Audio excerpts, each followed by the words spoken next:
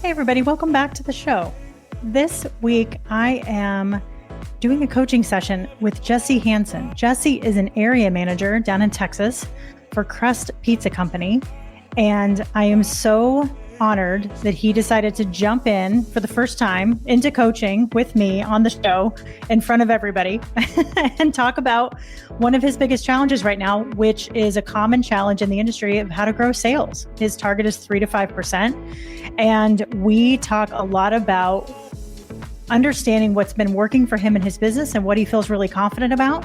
And then also where he needs to get a little bit uncomfortable and lean into some different areas of the business that are going to be successful for him moving forward, and some of the things that are getting in his way of potentially helping him get really uncomfortable. And we talk about what's on the horizon for him for the next 5 years, which is really, really exciting. Again, as you're listening to these coaching episodes, the hope is that you're listening to the questions that are being asked and some of the responses, obviously, that Jesse is providing, but that you're also listening for your own moments of insight and shifts in perspective and things that you can immediately take and apply to your life or to specific areas of your business so that you can develop yourself professionally as a leader. I hope you enjoy. Welcome to the Restaurant Leadership Podcast, the show where restaurant leaders learn tools, tactics, and habits from the world's greatest operators. I'm your host, Kristen Marvin, with Solutions by Kristen. I've spent the last 2 decades in the restaurant industry and now partner with restaurant owners to develop their leaders and scale their businesses through powerful one-on-one coaching, group coaching, and leadership workshops. This show is complete with episodes around coaching, leadership development, and interviews with powerful industry leaders. You can now engage with me on the show and share topics you'd like to hear about, leadership lessons you want to learn, and any feedback you have. Simply click the link at the top of the show notes, and I will give you a shout out on a future episode. Thanks so much for listening, and I look forward to connecting. Running an independent restaurant is no joke. You're doing it all. Managing your team, maintaining quality, keeping things safe, and the back of the house can sometimes feel like organized chaos. That's where Restaurant Technology steps in. They've created a system called Total Oil Management that helps take one big job off your plate, managing cooking oil. No more lugging jugs of oil or dealing with dangerous spills. Their system does 4 things for you. Delivers fresh oil automatically, removes used oil safely, no mess, no stress, helps your team stay safe and your food consistent, and even turns your used oil into biofuel, which is pretty cool. Thousands of independents across the country are already using it to cut costs, save time, and make their kitchens run smoother. If you're curious about this and want to learn more about how it could work in your space, visit go.rti-inc.com/restaurant leadership podcast. Again, that's go.rti-inc.com/restaurant leadership podcast.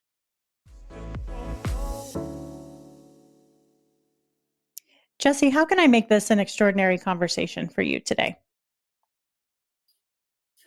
I need life-changing advice. Something will blow my mind. In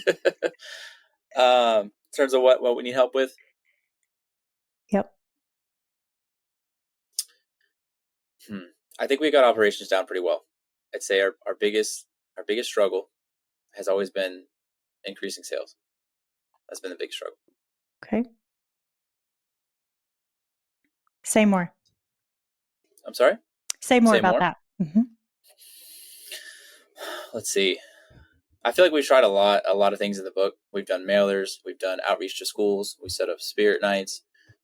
We've done different types of promotions. We've done, more recently, we've done more text message marketing stuff with promotions, and that seems to be kind of successful. But I feel like trying to get more attention to the restaurant is where we've struggled a little bit with. That's what you're saying. Talk me through a little bit about your your career history here and the time that you spent as a GM and the time that you spent as an area manager. What are some things that you've seen that's worked really well for you in the past when it comes to driving sales? The best things that I think is just obviously, and everybody knows this, is just to create the best experience possible has been the number one thing. And training, being in the GM role, I always push is like trying to learn these customers' names that are walking through the door. So you can be like, hey, Frank, you're back for whatever their frequently ordered item is. That had a big impact on the restaurant. Even now as an area manager, I'll step into those locations or the location I was a GM at, and they still, hey, Jesse, how's it going? Like, and I haven't been a GM for almost 5 years, and they still know who I am. So obviously made a big impact to those customers in that way. Love it. What else have you done? In terms of helping sales or, Yeah. well, I think trying to be the best that we can be obviously is going to help the sales because we create the best experience. So is creating as many processes as we can to guarantee they have the good experience. So initially I was the one that did a lot of the training, and then as we grew and had other management that come on, they helped with the training process. But I'd say that. Yeah. What's special about that training process? I would say just getting into the nitty gritty of things. Like, this is exactly what we want to say when a customer walks through the door. This is the process. We're going to repeat back the order. We're going to offer garlic knots or cheese bread. We're going to make 3 visits to the table. We're going to drop off the food items. We're going to follow up, make sure everything came out great. And then that last visit, we're going to make sure they don't need any boxes, or we can clear off, plates off the table. Like, it's actionable. I can walk up to any of our employees and be like, hey, are we doing these 3 things? And if they're not, then I know that we can improve to provide that experience. Yeah.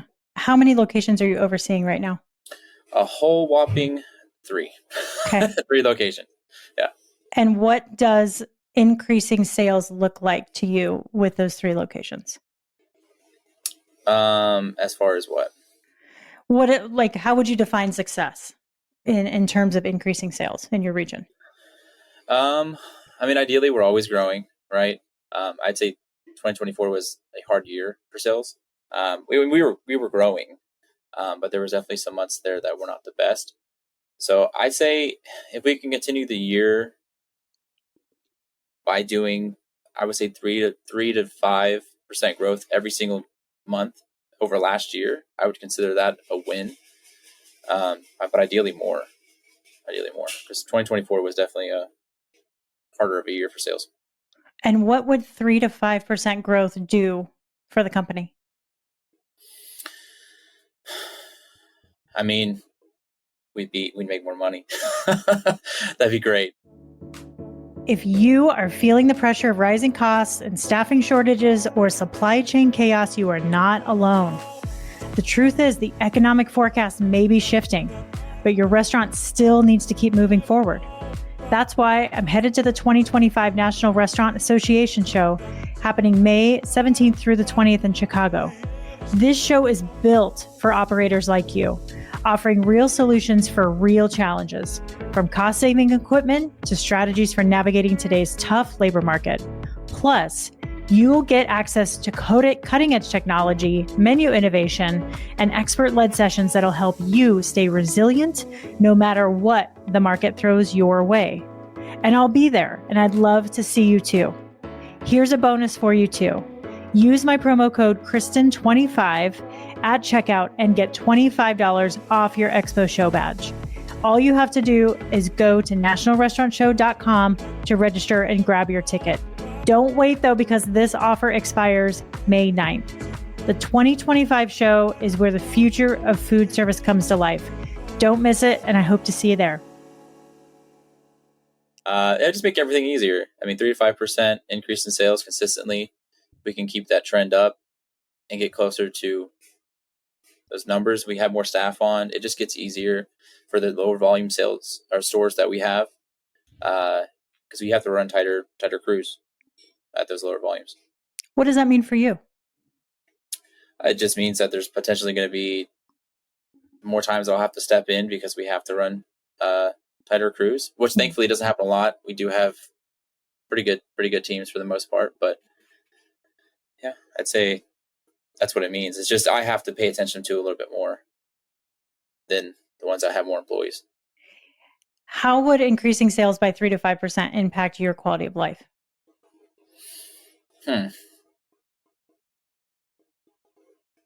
Honestly, I feel like my quality of life is pretty good. I don't think it would dramatically improve my life. It'd be more for them than it would be for me, because it means that they get hired more, which means that they are going to be less stressed if somebody calls out. So it's probably more of an impact for them than it would be for me. Mm-hmm. What's the impact for them beyond just being able to hire more teammates? Well, I mean, it's just easier. I mean, it's easier to manage labor. It's less stressful. Obviously, with the restaurant being busier, the tips are going to go up. Employees are going to make more money. It just gets, sales helps everything. It just gets easier. It really does. Top line cures all. Yeah. For the most part. Yeah. What is standing in your way right now of reaching that goal of increasing your sales by 3 to 5%? Ignorance, I think. Yeah, I feel like there's something that I don't know. I don't know to try. I don't know what I don't know. And probably that, and just being a little bit more consistent with those sales building activities, like going out and talking to the businesses and making more frequent follow-ups on contacts that we already have. I think those are things that definitely could improve. What do you know? What do I know about what? About, you said ignorance. So let's talk about the opposite of ignorance. What do you know about how to increase sales? I mean, obviously operations is the number one thing to look at first before you try to go bring more people to the restaurant. And I think operationally our stores do phenomenal. I think they do really, really well, super clean. So I think that box is definitely checked. But aside from that, when I've asked other people, they have told me a lot of it has to do with the schools, reaching out, trying to set up the spirit nights, going out to the local businesses and promoting catering, dropping off flyers, coupons to those businesses to come check us out. What else? I'm trying to remember all the things that we've done. We've done the mailers. We've done live music we still do live music at Conroe, but we tried it at Katie. That didn't do too well. We've tried a lot of things. Yeah. I don't remember them all, but we tried a lot of things. Which of those things that you've tried do you remember being very successful? None of them have really done what I thought they would do.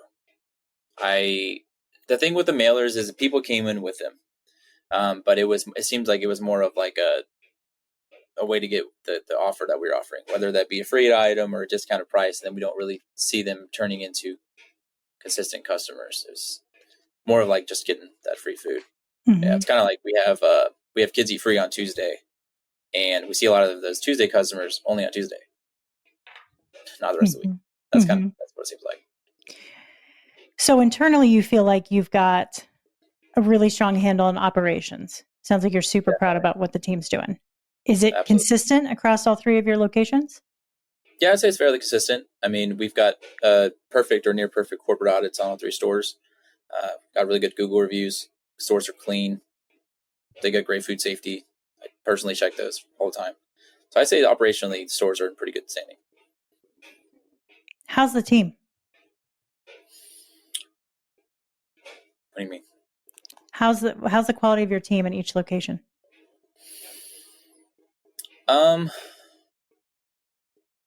I'd say the quality of my management team, or just the entire store? The entire store. The entire store. I think each store is unique. They're not all obviously going to be the same. I think that certain stores have certain strengths over the other. Do you want me to go into detail into that? Yeah, let's explore it. So I feel like our Katy location, specifically the kitchen manager of that store, she's got a really, really good grasp of what she needs to do to get that store to maintain those standards. Because she stepped into that role, but the previous kitchen manager wasn't the strongest. So I feel like she has she's really strong in that area. She's good at delegating it out. Whereas one of our other locations, that kitchen manager may not be as willing to delegate things out, he gets more pushback. Though the stuff gets done. It's just different. But yeah, I feel like they're all slightly different. How does delegation contribute to an increase in sales?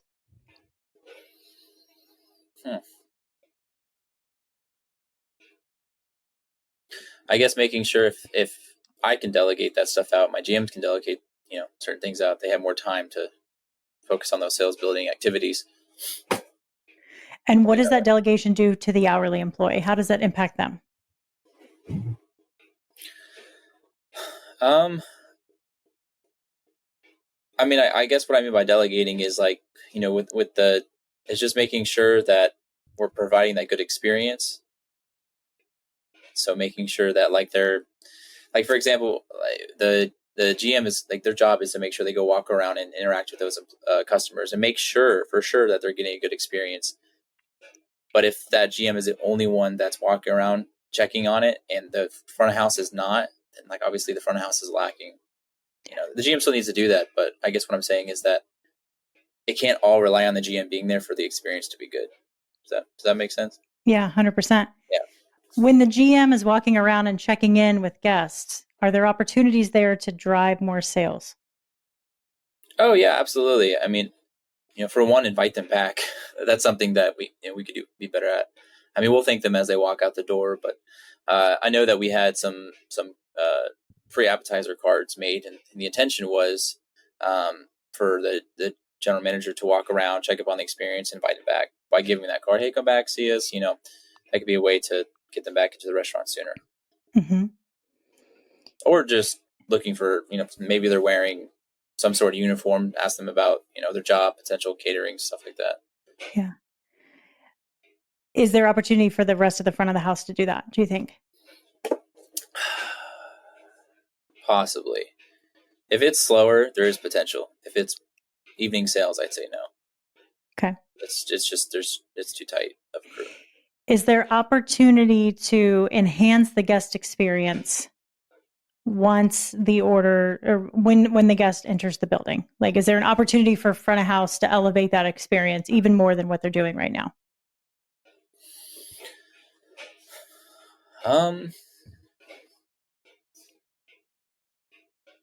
mean, I'm sure there is. Like, not every single customer is going to exactly the same experience, though I think for the most part they all get a pretty good experience. I can't think of anything that we could really add to that experience to make it that much more. How's the menu knowledge of the team? They know the menu. They know the menu very well. Yeah. How's upselling? Upselling? I mean, we have a prompt that it pops up that it requires them to put an appetizer on there. There's a way to hit no starter so you can continue the order if they don't want an appetizer, but it's a frequent reminder. We listen for it. In the morning, it's a little bit harder to upsell just because we have great lunch special that includes a drink and includes everything you'd want. So maybe dipping sauce you could upsell, but upselling should be pretty good. Okay. Be asking. How are you measuring that? So what we used to do it where we could see how many garlic knots and cheese bread were sold compared to how many orders were taken, and we'd use that as an upsell percentage. Now we've kind of transitioned to we're just looking at average check as a whole and seeing if we're moving that in the right direction. Mm-hmm. But we've used both. And how is your average check performing compared to last year?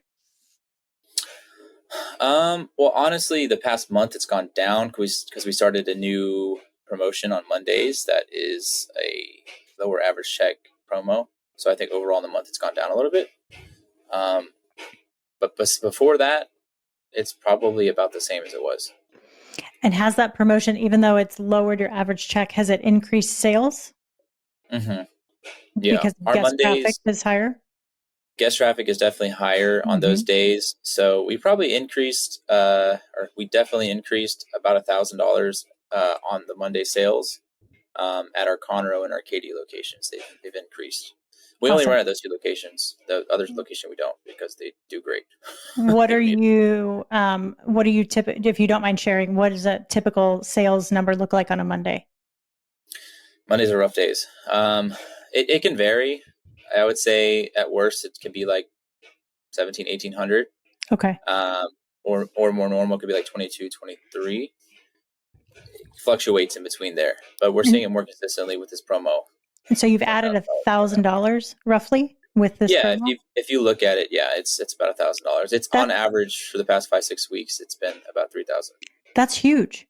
Yeah, that's huge. Yeah, it seems to go 3 weeks in a row. It'll be like good, and then it'll dip, and then it goes back. So it's like people are like, all right, we've had enough cheap pizza or discounted pizza, I should say. Yeah, it's not cheap, and then, they come back. Yeah. So you're offering more value, and it's driving business on that day. Yeah. Okay. On that day, yeah. Where else in the business could you see that working?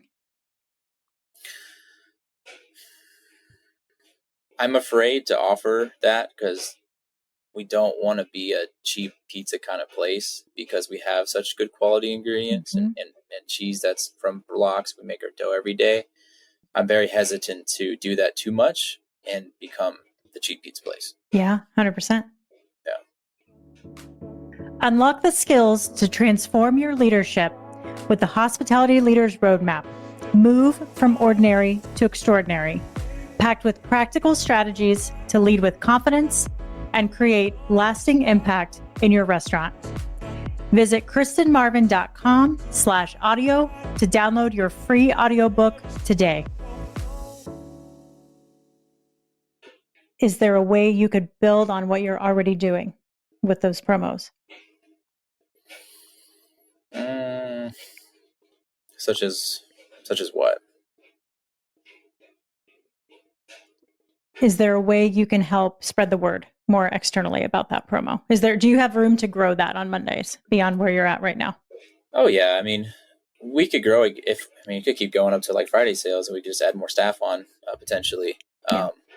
But we are doing like every Monday we send out a text for our loyalty program. So every Monday there's a link on there. You can order right online, pick it up. It's also on our table tents at the restaurant, our little acrylic signs. And we have in a few other spots in stores. So it's visible. People can see it. You're like, oh, cool. We got a Monday promo. So I feel like there's definitely a good attention on it. Will you continue to run this promo throughout the course of the year? So the original plan was to do, I think, 1 month because we're doing 2 different promos. Okay. We're doing one promo at Katie, one promo at Conroe. We wanted to see which one kind of did better. And then we're kind of pick or maybe swap and test it out. But I think we're just going to leave it alone at least through next month, possibly further. Yeah. Okay.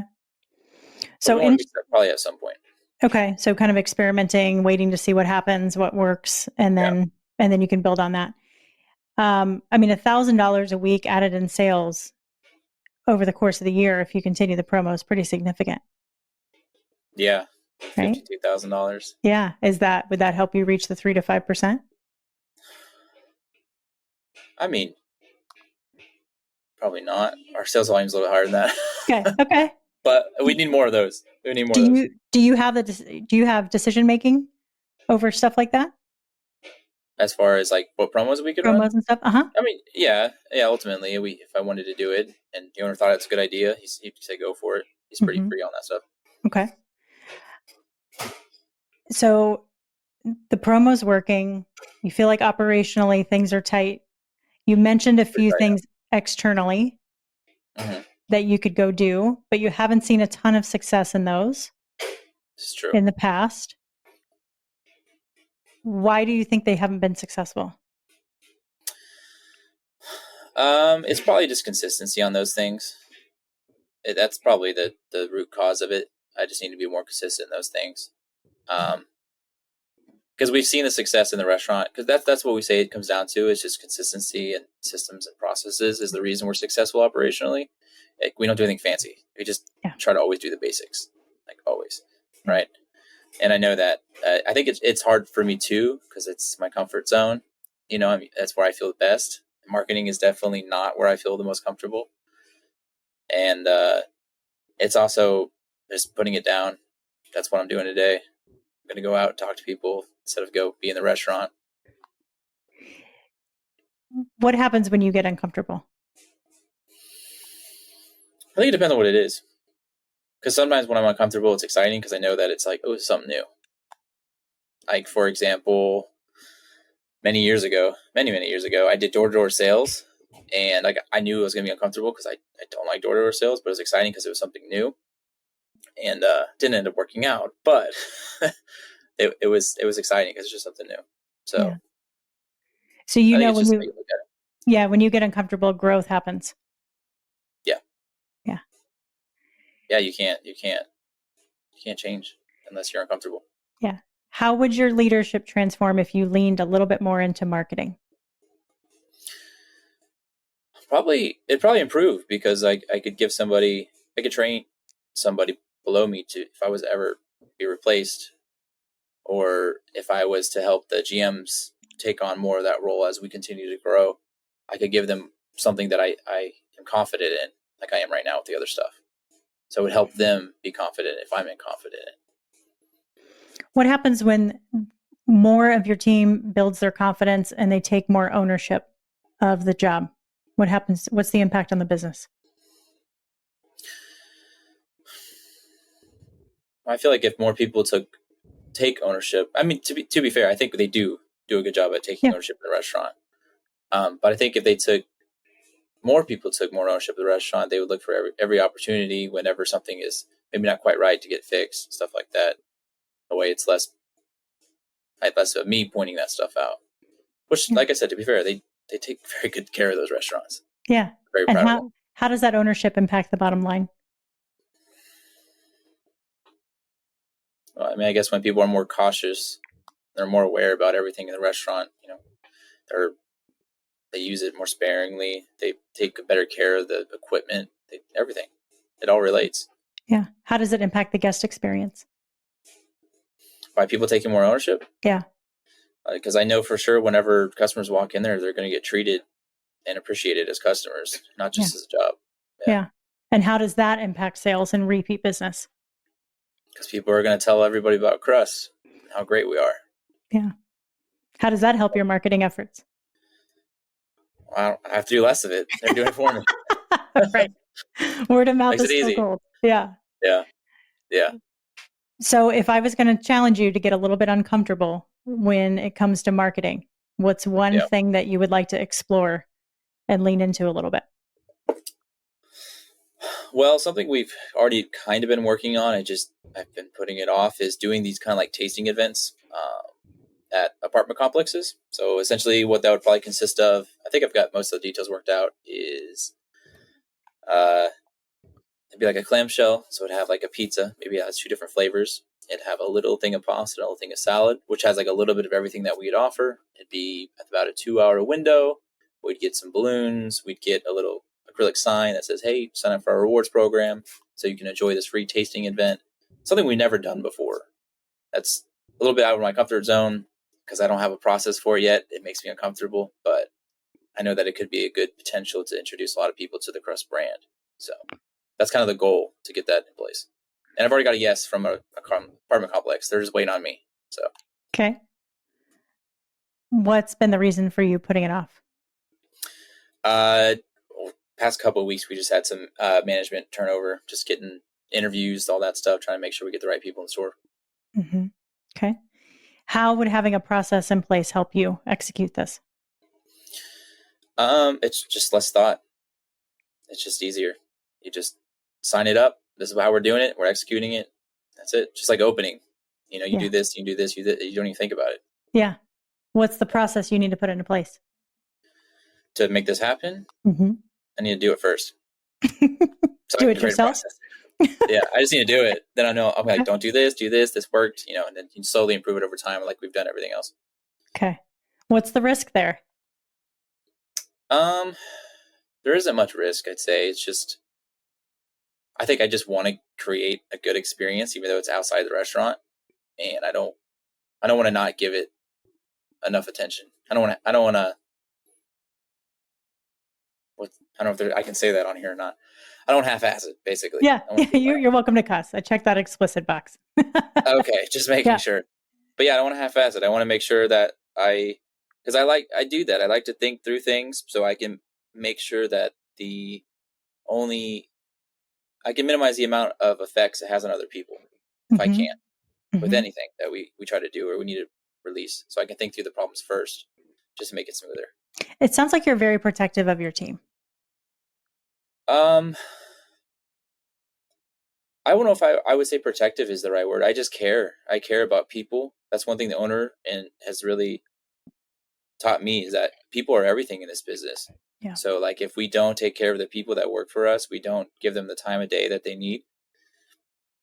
We're selling pizza, but we're in the people business. That's what he's always said. And he's 100% right every single time. So Yeah. definitely appreciate and give people, our employees, attention that they deserve. Love it.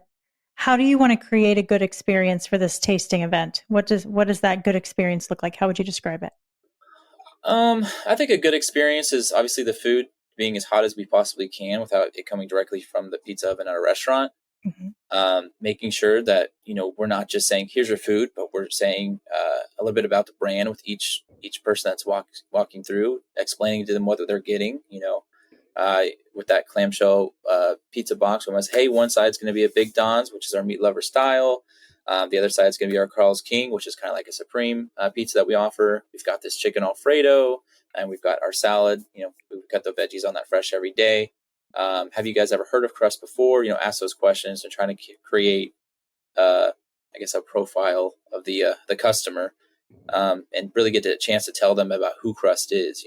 About the unique dining experience for that type of restaurant. It's fast casual, Mm-hmm. fresh ingredients. Cheese comes from a block. We have proprietary mozzarella cheese, things like that. That I think it's exciting to tell a customer that, we don't freeze our dough, or we don't pull our cheese out of the freezer and just like slap it on your pizza. It's like, we care. Love it. What else? I think ultimately, I don't know if it's possibly could be part of the experience, is making sure that, they sign up for their rewards. They get something out of it. We get something out of it. They get great food. They walk away thinking, man, that pizza was good. We definitely got to go check them out, and get them ultimately to the store. Love it. Yeah. So you show up with hot food, you engage them, you tell the story, you find a way to bring them back, make sure they come back into the restaurant. Mm-hmm. Yeah, we want to, give them something to go menu. Maybe not give them a coupon after I just give them free food, but have them walk away with something. I want them to walk away wanting to go to the restaurant. Okay. Sounds like a pretty good process right there. Yeah, I've been thinking about it for a little while. Yeah. I think you've got what you need. I think so. Yeah. Okay. I thought I was thinking about earlier this week. It's on my to-do list, or my bullet journal. Yeah. I love it. What is one thing that you're most excited about this year? There's going to be, I'm trying to say this as vaguely as possible. We're going to be opening new restaurants. Okay. We won't say where. Okay. Yeah. Yeah. I'm very excited for that. Those things that are in the pipeline. I'm excited because it can create new opportunities for the people below me. Yeah. So I think that's always exciting. What are the opportunities it's going to give you? More restaurants, different type of restaurants, different type of food. I think it's going to help me get out of my comfort zone. So I think that's why I'm excited about it too. Awesome. For sure. Sounds like 2025 is a year of growth for you. I'd say the next 5 years is all going to be growth. Amazing. Yeah. Amazing. How do you want to show up if we, you and I touch base 5 years from today? How are you showing up as a leader? Oh, as a leader? I was like, maybe in a Lamborghini. No, I'm just kidding. Could be part of it. As a leader, how do I show up? That's a good question. How do I show up? What do you mean exactly? What characteristics would you use to describe yourself if you and I are talking 5 years from today? I like to be able to say that me, maybe that I care a little bit less about what people think. Maybe I'm a little bit more apt to take a little bit more action on something I see. Like your podcast about people pleasing. I listened to that today and I was like, I've got some qualities in there. I like those to go away. I'd like those to go away a little bit. Okay.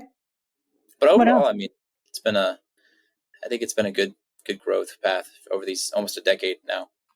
How would letting go of some of those or changing some of those people pleasing habits help you be more effective in your role? I think it would help me to articulate things with less fluff, like getting rid of the trying to validate why I'm telling somebody something, Hmm. right? Trying to just be a little bit more direct with it being in balance. Of course, I don't want to be I don't want to be an asshole, Yeah. but probably that. Just Where see something, hold people more accountable to it. Yeah, where's the fluff coming from? What's making you hold you back? What is holding you back? Excuse me. Um, I think it's just I care about the people. I think that's why I will like pad things a little bit too much because also I think it's because like I've never been really talked to in that manner. Like I've always just been like, hey, this is what you need to do. I'm like, all right, cool, let's do it. Like there's never been, hey, I need you to work on this, or I've noticed that your schedule's coming a little late. What can we do to get your schedule to be done at the right time? Or it's like, hey, we keep talking about this, it's not improving. I never had to have those conversations, so I'm kind of like figuring that out through Yeah. this time. Yeah. Yeah. What could having more of those honest conversations do for the company? Maybe it would help people get them to where they need to be faster is all, Yeah. or make it seem more serious to them. What would it do to the relationship between you and the person that you're communicating with? Um,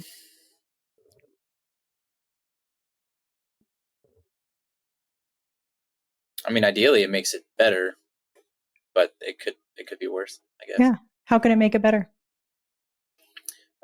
Maybe they would just maybe they would just know that like that when I bring these up, it's from a place like I really want them to improve, and by me continuously following up on them, it's because I care about growth. I don't care about I'm not trying to micromanage them Yeah. just for the sake of micromanaging. I mean, micromanaging for results. Um, but I think that there's some struggles in that too, is because it's been a balance this whole time of micromanaging and telling people. Because when I was younger, I did the opposite. I told you right away, and I learned, oh, that doesn't always work. So I think I've done it on the side of like, let me pad it a little bit more. And I think I swung a little bit too far sometimes. Mm. I think I'm okay with it. Hmm. Um, and I think some people would maybe be like, I don't think you have that problem at all. It's all in your head. Yeah. That could be true. Too. So, Yeah. but if you haven't tell, I like a system. I like a process. So sometimes I Hmm. tend to overthink things. It's true. Yeah. Yeah. I love it. Yeah. What's one thing that you want to take away from this conversation today? Take away. I feel like the one thing I've taken away already is something that I already know. Is just, and that's kind of been the goal this year. Is just for marketing. Is just take action. Just Yeah. be more consistent with it.